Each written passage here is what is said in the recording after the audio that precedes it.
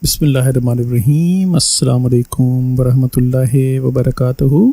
We have a 60 years old male patient who had surgery of lower back around 1 year back.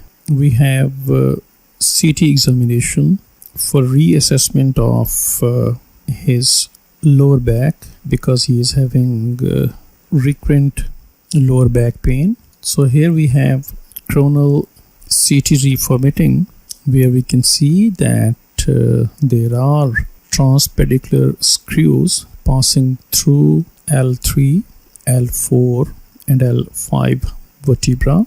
We can see that there is significant low density area around screws on both sides, predominantly on right side at L5 level, while bone appears smooth and normal around screws in L3 and L4 vertebra.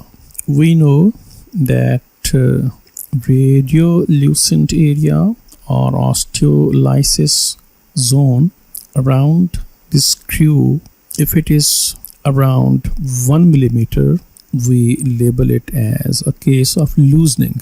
So here in this case we see that there is loosening of both screws, especially the right one at L5 level. Loosening can be confirmed on X-ray and on MRI. Here we have an example of X-ray AP view where well-defined radiolucent zone is appreciated around right pedicle, which is marked with the black arrow. We can also call it a double halo, considering sclerotic margin around radiolucent zone.